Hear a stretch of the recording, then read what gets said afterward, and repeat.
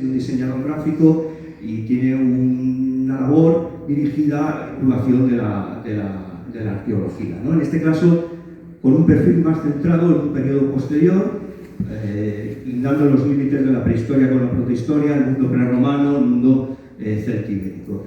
Y nos va a permitir tener una visión muy amplia frente al trabajo editorial y la ilustración en formato más tradicional y en papel, a la creación de contenidos audiovisuales. Él ha trabajado también mucho con museos, ¿no? Aquí colabora incluso con algunas de las creaciones, las exposiciones temporales que se han presentado en el Museo Arqueológico Nacional, incluso el que está ahora funcionando, ¿no? De Caos y Naturaleza, en el mundo griego. Colaboró con nosotros en prehistoria en una exposición que hicimos en el año 2021 sobre arte prehistórico de la roca del museo. Es decir, que tiene un amplio bagaje y bueno, sus proyectos se centran también en la reconstrucción en torno a yacimientos como Numancia, ¿no? A partir de materiales arqueológicos, ¿no? Y bueno, pues de esta manera creo que podemos tener una primera observación, una visión muy amplia sobre la que luego después se va a abrir este coloquio que les proponía al principio.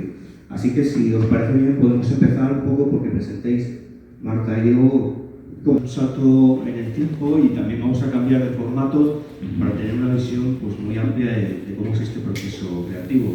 Así que Daniel, cuando quieras, gracias por contar conmigo para contar lo que podría ser la cuarta dimensión, ¿no? De la representación, añadirle tiempo y por tanto movimiento. Tengo además la suerte de haber podido trabajar con vosotros en la exposición de la roca al museo, que el reto era no tanto representar las pinturas rupestres, sino cómo las representaron a su vez hace 100 años, cuando las llevaron por primera vez, con lo cual era un poco doble reto, ¿no? Era una meta interpretación de las pinturas rupestres y bueno, creo que estuvo, para mí desde luego fue muy divertido y el reto, además, bueno, pues ha sido un gran entrenamiento. Ya hablaremos de ello. Luego además tengo la suerte de haber podido repetir en esta casa porque Víctor, aquí presente, me ha invitado a formar parte de su concepción de experiencia audiovisual de la exposición Caos y Cosmos, así que aporto un pequeño granito de arena también, dando vida a algunas de las figuras que están en la exposición. Mi aproximación a todo esto es un poco enrevesada. Yo realmente empecé trabajando para CNN Plus, para grafismo, haciendo noticias muy rápido, con muy poco material. Había que contar lo máximo posible en muy poco tiempo, con muy poco material. Y bueno, pues ese es un poco mi perfil hasta que un día aparecí por Numancia y me enredaron. Resultó que me gustó tanto aquello y que veía que había una necesidad de contar desde dentro de los yacimientos, desde la tierra, desde la terrera, contar lo máximo posible, intentar explicar no solo los grandes procesos, sino incluso los pequeños detalles.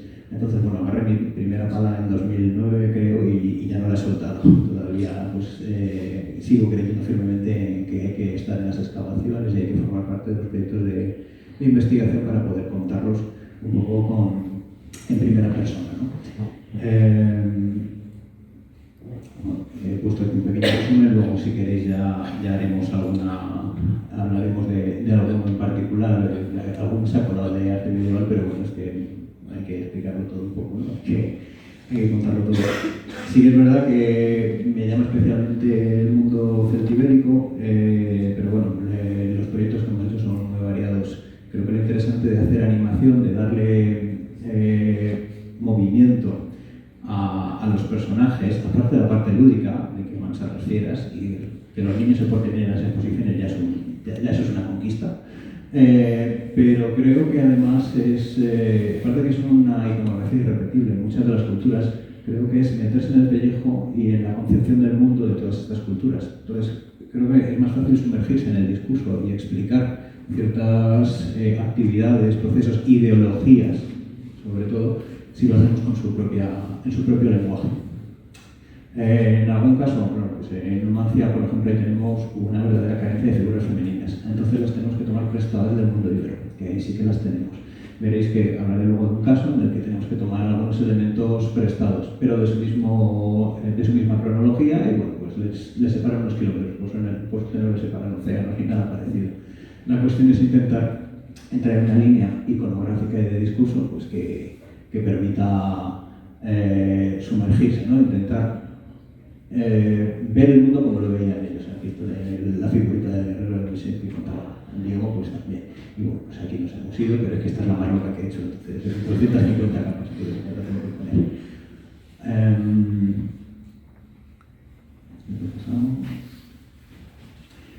La técnica para hacerlo, bueno, yo creo que al final las herramientas son un mero accidente. Tú puedes dibujar con lápiz, bolígrafo, pincel o ordenador, da igual. O sea, entonces no me voy a centrar tanto en los nombres de los softwares porque da igual, se puede hacer con muchos.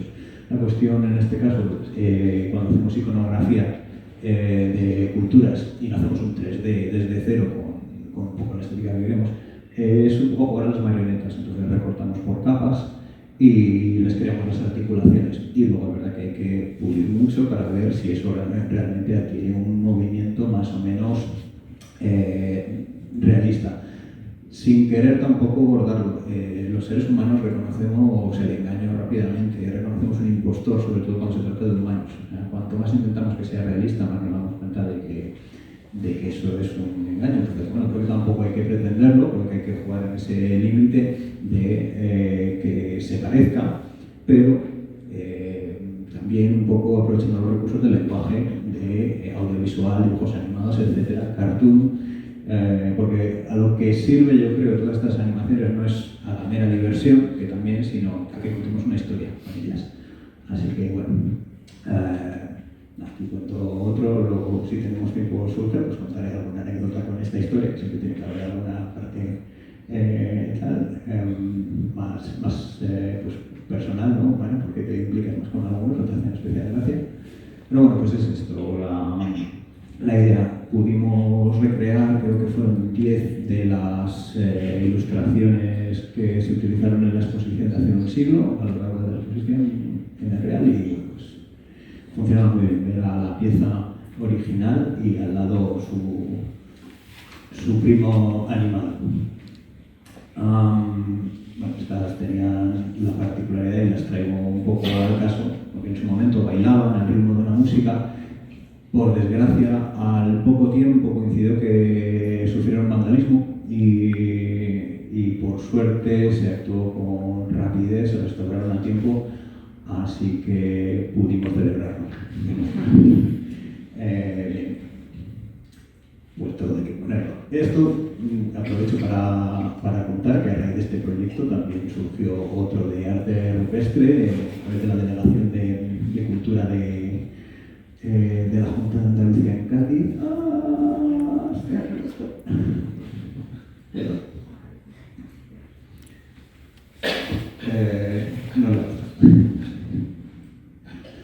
Bueno, pues surgió otro proyecto de arte rupestre también, en este caso, bueno, pues al principio con la idea de hacer protección de una cueva que estaba sufriendo deterioro, pues bueno, pues vamos a intentar llevarlo al público, por lo menos con audiovisuales, para protegerla. Luego esto se ha repensado con el tiempo y ha vuelto a abrir la opción de visitas, entonces hemos cambiado un poco el discurso final del audiovisual, porque ya no es excluyente, sino que es un poco el cebo para llamar la atención sobre una visita más controlada y más respetuosa al yacimiento. Y bueno, lo siguiente que quería contar con la presentación, que lo voy adelantando de palabra, es uno de los experimentos que hicimos en Numancia, que como fue un poco la culpable de esta especie de locura transitoria que lleva ya camino de más de 15 años, transitoria larga, pues se nos ocurrió intentar utilizar las cerámicas numantinas para representar algunos de los episodios clave de la propia historia de Numancia, ¿no? Numancia creo que es uno de los casos más extremos del ser humano. Como siempre, el ser humano en los momentos más extremos creo que saca lo mejor y lo peor, y tenemos que sacar muchas conclusiones porque el ser humano seguimos siendo nosotros. A nivel genético no hemos cambiado tanto, así que está bien que sepamos de que somos capaces. Y bueno, pues intentamos contar con la propia iconografía del yacimiento. Bueno, pues la iconografía de Numancia, para quienes la conozcan, sobre todo lo que más representa son, bueno, a su dios Sol, representa a muchos guerreros, probablemente porque las piezas que se han recogido son ya de un momento posterior a la caída y pues trataban de relatar la crudeza de lo que había pasado. Y... no te mueras. Tú puedes. Yo sé que tú puedes. No, y aprovecho, como estaba hablando antes, aprovecho para volver a invitarles a quienes no conozcan la exposición que está ahora mismo en esta misma planta. Y como decía la que Víctor me ha contado con nosotros para añadir parte de la experiencia audiovisual en la que se sumergen todas estas piezas. Bueno, pues, por ejemplo, aquí teníamos una cuestión que es que nos faltaban también, aparte de mujeres en la representación de las cérvicas numantinas, hay una posible, pero faltan bastantes, nos faltaban a los enemigos y queríamos contar la historia de Numancia. Tenemos cosas muy, muy claras y que dan mucho juego de su ideología, como es el tema de los buitres devorando los cuerpos, que eso lo sabemos por las fuentes romanas, que sabíamos que la muerte ideal de los numantinos era en combate, para que los buitres devoraran su cuerpo. Ahí nosotros luego inventamos, no, creo que hacemos una de las muchas posibles interpretaciones, pero que creemos la más romántica, vamos a decir, luego la contaremos. Pero nos faltaba pues eso, toda la parte. Entonces, si tenemos que ese otro actor del conflicto y con el que tenemos que explicar todo esto es el mundo romano, y que de aquella época sería esa ilustración, no me acuerdo del autor, me disculpa. Bueno, pero sabemos que en esa época tiene más o menos esa estética, el casco montefortino, la placa pectoral, el gladius todavía está en transición, el escudo. Bueno, pues encontramos en otras cerámicas del contexto, nos tenemos que ir a Albacete, nos tenemos que ir a Divisosa, pero tenemos una representación que quizás sean íberos que han adoptado esa paradigma, pero encontramos que es lo mismo, básicamente. Tenemos un soldado con el mismo tipo de casco, el mismo tipo de pectoral, el faldín, la greba y el escudo grande.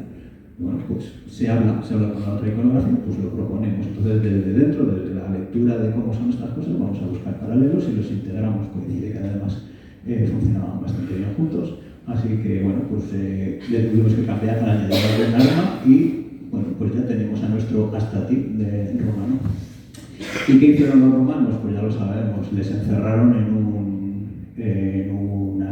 con un asedio muy crudo, en el que se relata pues, que mientras unos hacían guardia, otros cavaban un foso y luego ponían empalizadas y tenemos a los diferentes grupos. Pues intentamos explicar con esta iconografía de la época todos estos episodios tan crudos que hacen a Numancia, pues digamos un poco, ya lo sabemos, el referente de la resistencia.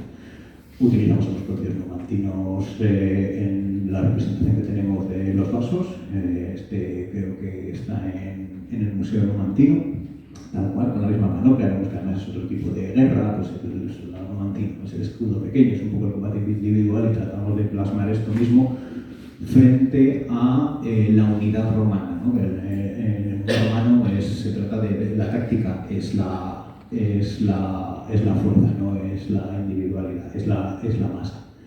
Y bueno, pues si a este soldado que ya le tenemos animado le añadimos un caballo,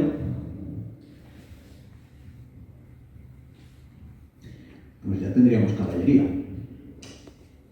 Todo sigue un poco el mismo principio, de que al final lo recortamos por piezas y